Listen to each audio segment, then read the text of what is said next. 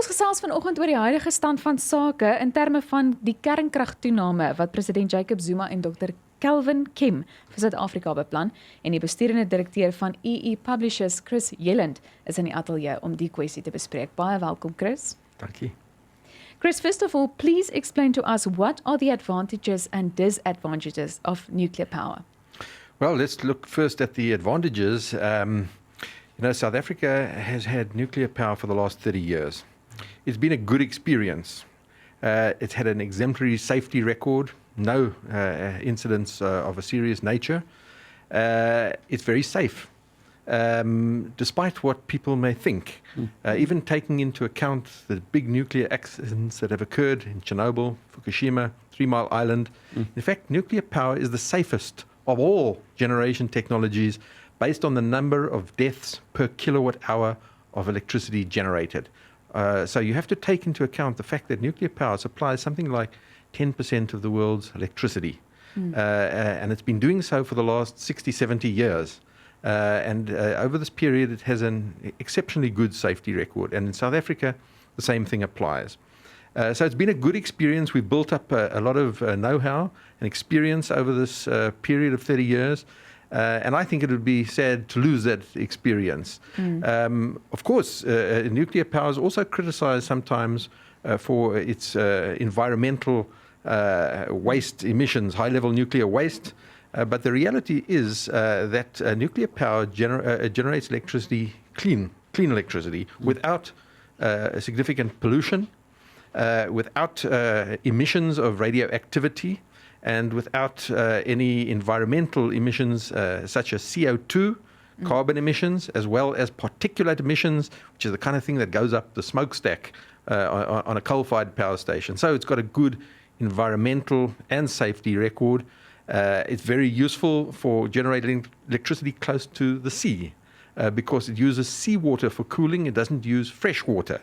So you would never build a nuclear power station in Limpopo, but you certainly would build it in Cape Town, Port Elizabeth or Durban if you need generation capacity in the coastal areas, which is exactly what we do need in South Africa. So yes, there's a number of good things about nuclear, or advantages, but the disadvantages, of course, the high financial cost, the first cost, the capital cost is very high, about double that of a coal-fired power station. And so the whole economics of nuclear power is an issue. And of course, the other thing is the question of flexibility. These are large power stations. They take a long time to construct. And therefore, in a changing world where we're not sure what the demand for electricity is going to be like in the next 5 years, let alone 20, 30, 50 or 100 years. So when you go into a nuclear program, you're committing to a particular technology at a great cost for 100 years. And there's very little flexibility in this approach. So many people feel that this is not really the right approach for a dynamic world where we don't know where the technology is going. We don't know where the demand for electricity is going. And do we commit ourselves long-term like this? So these are the big issues facing the nuclear industry and the nuclear question in South Africa today. How does it compare cost-wise to solar? Well, if you put the same amount into solar? Solar is quicker to deploy, much quicker to deploy, and relatively about the same price if you will look at the so-called levelized cost of electricity over the lifetime of the plant. So whilst it might appear that solar plants are cheap, because effectively the energy component thereof is zero, the solar energy, the capital cost of solar is high. But the energy or the operating costs are low. The other thing you've got to bear in mind with solar is a typical solar plant has a life of 20 years. A nuclear plant has a life of 60, 70, 80 years. So in the same time as you'd build one nuclear power plant, you would have to build 3 solar plants in succession just to keep up. So the capital cost, you've got to spend it 3 times over that period. Koeberg Power Station has been operating for 30 years, and is currently they're looking at extending the life of the power station by doing certain upgrades, particularly the steam generators, and this can extend the life for another 20, 30 years. So yes, there are some costs in nuclear to extend the life, but nothing like renewable energies, which only have a life of 20 years, then you have to replace it. I'm just quickly going to interrupt you. We're just going to do traffic and we'll be back with some more questions. So kom ons kyk hoe lyk die paaie. Verkeer. Daar was 'n botsing gewees op die N1 Suid en dit by Olifantsfonteinweg. Jy kan vertragings verwag vanaf die N14 en dit is van die Brakfontein wisselaar. Ook in Midrand verkeersligte op 'n rooi lig flikkerfase by New Road en Liewerweg en padwerk in Nelmapies Rylaan dit in 'n oostelike rigting by Olivenhoutbos. Randburg verkeersligte buite werking Jan Smits en Bram Fischer. Edenwald daar was 'n botsing gewees op die N3 Noord en dit net na Linksfieldweg. Die linkerbaan word ook daar geaffekteer. Pretoria verkeersligte buite werking by die R55 en Olifants of eerder Olivenhoutsbos en dan Eufees die N14 hoofweg ook moontlike vertragings wat jy in die area kan verwag. As jy weet van enige ander verkeersprobleme hou ons op hoogte. Die SMS-lyn 49905 R1.50 SMS of jy kan ons tweet @grootfm #grootverkeer. Ons gesels verder met Chris Yelland oor die beplande toename in kernkrag wat vir Suid-Afrika beplan word. Chris, what are the timeframes for a nuclear new build in South Africa? Well, you know, I visited Russia recently, and they build reactors in about 6 to 7 years for a typical 1,000 megawatt reactor. But of course, that's on their home territory, using their own labor in their own country, in an environment that they understand and is well within their experience. Building a nuclear power plant in a foreign country, a long way from home, completely different labor conditions, a completely different labor force, different environment, different language. This adds a lot of complexity to the problem. Really, one's got to look at international experience. And the international experience is that very often on foreign territories, the build can take much longer than 6 years. So typically 10, 12 years. If it's China building in China or Russia building in Russia, it's very different. But what you're saying is that we don't have a company in South Africa that can do it. Is that the basic? The essential core technology is not within our capability. Okay. So I'm here talking about the reactor itself and the steam generators and some of the critical plant components. Of course, there is likely to be a significant local content in terms of the civil engineering.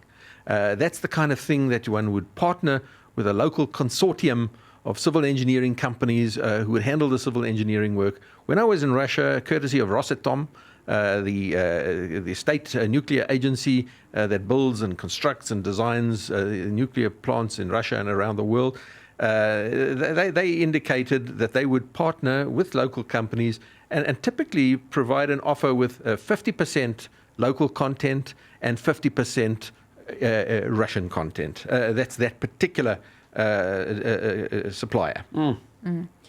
Is nuclear power safe and flexible? Nuclear power is not flexible. It's built in large reactors, and the construction time is long, and the lifetime of the plant is long. Therefore, it's not flexible. Once you commit yourself to it, it's a long haul. Is it safe?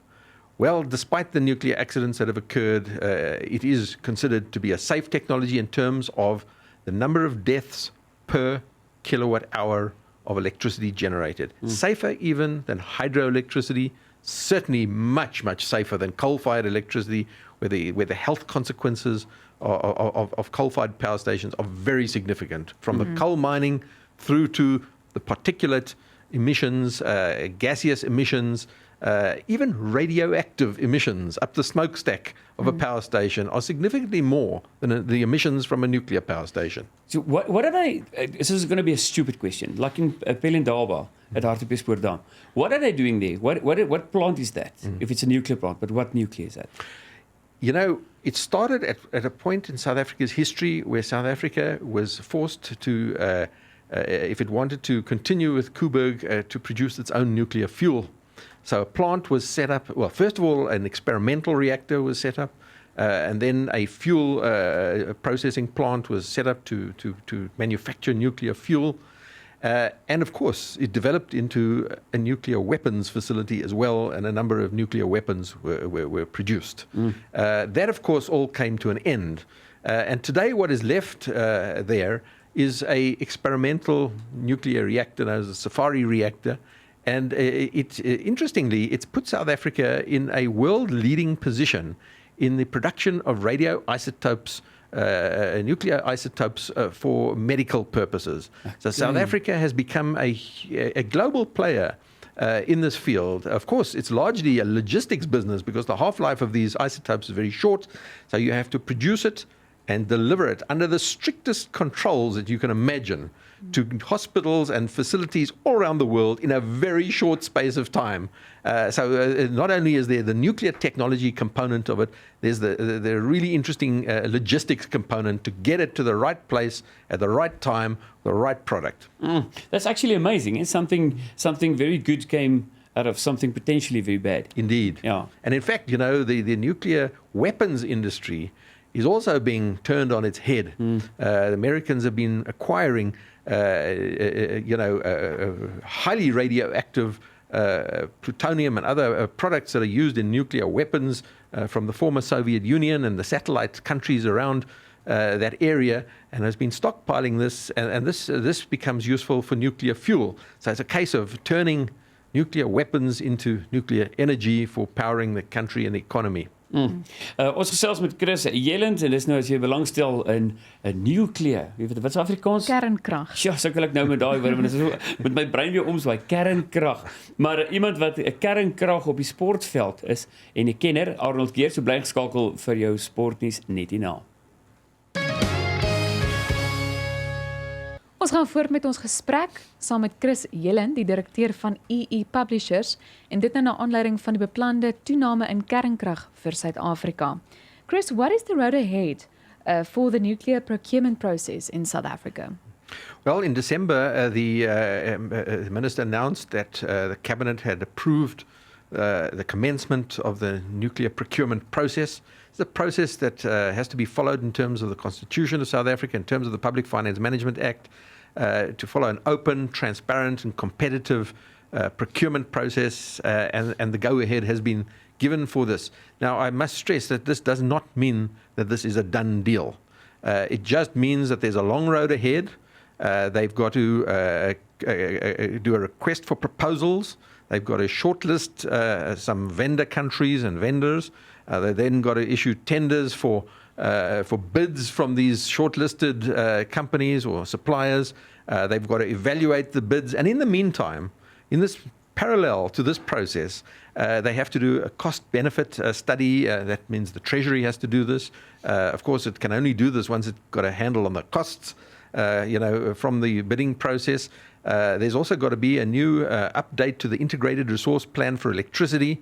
The current IRP is about 6 years old, out of date. It needs to be updated. There was an update in 2013, but it was never accepted by the Cabinet. This IRP update is in progress at the moment. The public process is likely to start in March this year, and probably it will be published, in the last quarter of 2016. Certainly no decisions have been made. It's a long process ahead.